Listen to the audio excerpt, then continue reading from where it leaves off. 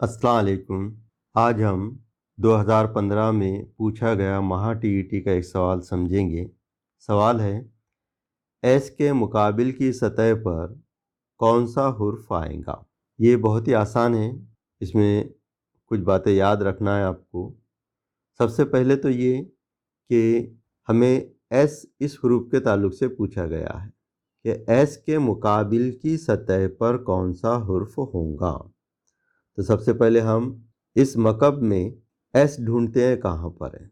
इस मकब में एस जो है यहाँ पर है, बीच वाली दरमियान वाली जो शक्ल है यहाँ पर एस है। तो ये एस को हम ज़हीन में रखेंगे, इसको हम राउंड के ज़रिए ज़ाहिर करते हैं कि ये एस है।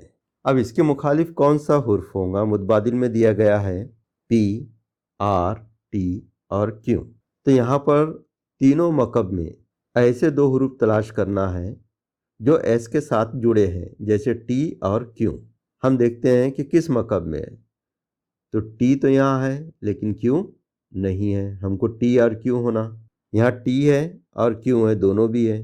तो जब दो हुर्फ हमको मिल जाए तो उसके साथ जुड़ा हुआ जवाब सही होता है, यानी आर सही है। तो ये जोड़ी हमें देखना बेहद ज़रूरी है। एस के साथ में टी क्यू की जोड़ी है और आर के साथ में भी टी क्यू की जोड़ी है। तो जोड़ी हमको तलाश करना है। तो जोड़ी तलाश कर ली हमने, तो एस के सामने यानी मुकाबिल में कौन सा हुर्फ आएगा, वो रहेगा आर। तो 2 नंबर का जो मुतबादिल है वो सही है। उम्मीद है कि वीडियो पसंद आया होगा। इंशाल्लाह फिर मिलेंगे अगले वीडियो में। अल्लाह हाफिज़।